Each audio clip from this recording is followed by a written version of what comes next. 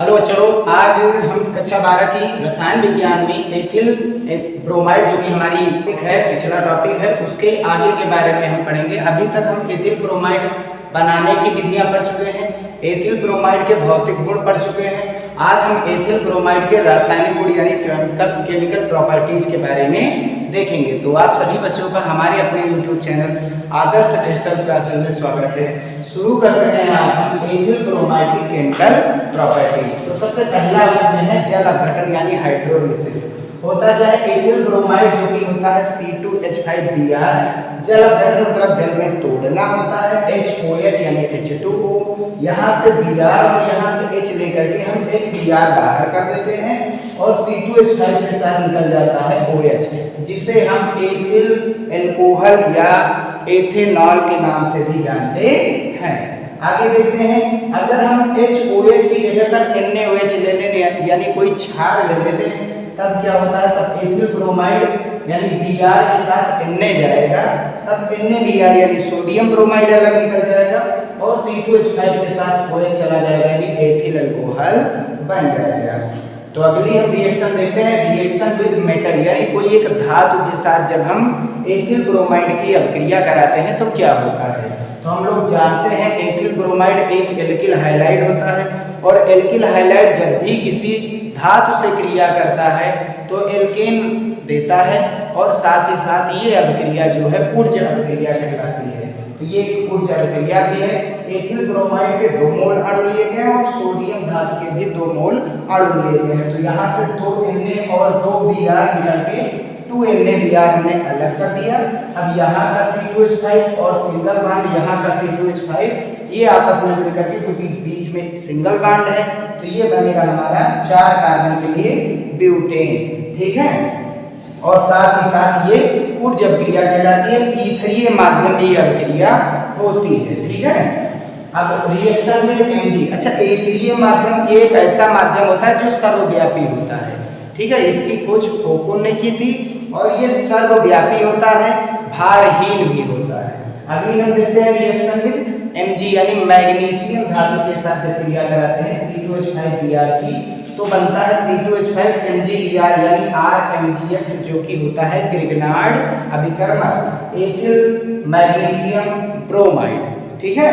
तो आगे हम देखते हैं रिएक्शन विद NH3 यानी अमोनिया के साथ जब एथिल ब्रोमाइड अभिक्रिया करेगा तब क्या होगा। तो अमोनिया यानी NH3 को हम लिख सकते हैं HNH2 लिख सकते हैं ना, यहाँ से H निकाल करके हमने आगे कर दिया और C2H5Br का यहाँ से और यहाँ पर हाइड्रोजन ये दोनों आपस में निकाल करके हम HBr अलग कर देंगे और यहाँ का C2H5 इसके साथ क्या निकल जाएगा, NH2 निकल जाएगा। इसी को कहा जाता है एथिल एमीन। अगर NH2 के साथ एक R जुड़ा है यानी C2H5 एक एल्किल समूह होता है तो एक R जुड़ा है तो फिर उसे 1 डिग्री एमीन भी कहा जाता है और आईयूपीएसी नेम इसका होता है एथेनामीन, ठीक है ना। तो आगे की रिएक्शन देखते हैं, रिएक्शन नंबर 5 है रिएक्शन विद एथॉक्साइड यानी एल्काक्साइड, जिसका सूत्र किसी का भी एल्काक्साइड हो सकता है, धातु का हो सकता है और या फिर किसी एक अधातु का तो नहीं हो सकता है। मान लीजिए यहाँ पर एक कोई दूसरा कार्बनिक पदार्थ आ सकता है जैसे कि एल्किल समूह भी है, ठीक है। तो हमेशा देखते हैं एल्काक्साइड ज्यादातर यूज में लिया जाता है धातु का, तो हमने एल्काक्साइड के लिए एथॉक्साइड का यूज किया है और वो भी किसका एथॉक्साइड लिया गया है, सोडियम का। तो रिएक्शन विद सोडियम एथॉक्साइड, तो एथॉक्साइड एथिल समूह के साथ यानी R के साथ जब R के साथ O जुड़ता है तो उसे एल्काक्साइड कहते हैं, क्योंकि एथॉक्साइड है यानी कि एथ का मतलब होता है 2 कार्बन, ठीक है, और ऑक्साइड का मतलब होता है ऑक्सीजन, और क्योंकि ये किसका एथॉक्साइड है, सोडियम का, तो Na जोड़ दिया गया तो सोडियम एथॉक्साइड बन गया ये हमारा, ठीक है। इसकी क्रिया हम C2H5Br के साथ कराएंगे तो Na और Br अलग निकल जाएंगे और यहाँ से बचा C2H5O और यहाँ पर क्या बचा है C2H5 यानी O के साथ 2 C2H5 निकल जाएंगे, एक तो ये वाला और एक यहाँ का, तो 2 निकल जाएंगे।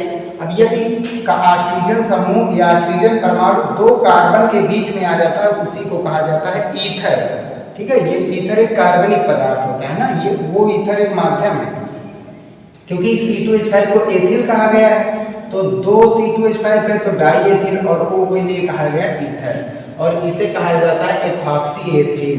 ठीक है, तो जो कि हमारा ईथर होता है, इसके बारे में हम आगे पढ़ेंगे भी। अब अगले रिएक्शन नंबर 6 देखते हैं जिंक के साथ यानी Zn के साथ जब हम क्रिया कराते हैं तब क्या होता है। तो C2H5Br Zn C2H5Br के 2 मोल अणु लिए गए और Zn का 1। अब Zn के साथ 2 Br निकल जाएंगे तो ZnBr2 यानी जिंक ब्रोमाइड अलग निकल जाएगा और C2H5 2 हो गए, C2H5 यहाँ का और C2H5 यहाँ का यानी C2H5 सिंगल बॉन्ड C2H5 लिख करके हम जो भी जानते हैं सिंगल बॉन्ड के लिए हमेशा N यूज किया जाता है और 4 कार्बन के लिए ब्यूट, तो ये हो जाएगा ब्यूटेन। ठीक है ना, ईथर की उपस्थिति में ये अभिक्रिया होती है और साथ ही साथ इस अभिक्रिया को फ्रैंकलैंड अभिक्रिया भी कहते हैं। यह अभिक्रिया कौन सी अभिक्रिया कहलाती है? फ्रैंकलैंड अभिक्रिया कहलाती है।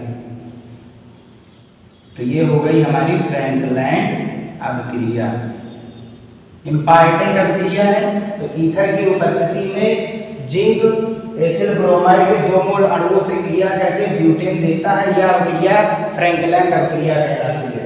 अब हम लास्ट अभिक्रिया इसकी देखते हैं अपचयन, यानी C2H5 का हम करा रहे हैं रिडक्शन, अपचयन करा रहे हैं। तो अपचयन कराने के लिए हमको या तो HCl और या फिर हमको LiAlH4 चाहिए होगा।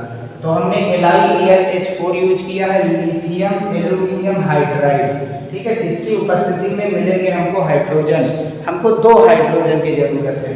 तो 2 हाइड्रोजन लेंगे, एक हाइड्रोजन यहाँ का और एक Br यहाँ का, तो ये HBr यहाँ से निकल जाएगा, यानी यहाँ का एक H और यहाँ का एक Br, HBr निकल जाएगा। अब यहाँ पर एक H कम है तो एक H और यानी 2 है, तो एक H इस 5 के साथ जुड़ करके 6 हो जाएगा और ये हमारा एथेन बन जाएगा। और यहीं पर समाप्त होती है हमारी एथिल ब्रोमाइड की रासायनिक गुण यानी केमिकल प्रॉपर्टीज। अब हम देखते हैं आगे इसके उपयोग यानी यूजेस क्या होते हैं। तो हमने देखा है इसका उपयोग सबसे पहली रिएक्शन है एल्कोहल बनाने में किया गया था और फिर अमोनिया के साथ जब कराई गई तो एमीन बनाने में यूज किया गया, एमीन बना था। और फिर ये देखो ये जब सोडियम एथॉक्साइड के साथ कराया तो ईथर बना और साथ ही साथ हमको पता है ये एल्केन भी देता है। देखो सिंगल बॉन्ड के लिए ये एल्केन भी बनाता है। ठीक है, तो ये एल्कोहल बनाने में, एमीन बनाने में, ईथर बनाने में, एल्केन बनाने में और लास्ट में हम लिख देते हैं अन्य कार्बनिक यौगिक बनाने में। और यहीं पर ये टॉपिक समाप्त होता है। तो आगे के वीडियो में हम देखेंगे इस जैसे मुख्य हाइड्रोएल्केन और मुख्य हाइड्रोएल्केन में हम पढ़ेंगे क्लोरोफॉर्म के बारे में, जो कि इस चैप्टर का मोस्ट इम्पॉर्टेंट टॉपिक है। तो यहीं पर ये वीडियो समाप्त होता है। आप लोगों को यदि ये वीडियो समझ में आया हो, पसंद आया हो तो उसे लाइक ज़रूर कीजिएगा। मिलते हैं हम अपने नेक्स्ट वीडियो में, तब तक के लिए देखते रहिए हमारे अपने चैनल आदर्श डिजिटल क्लासेस को।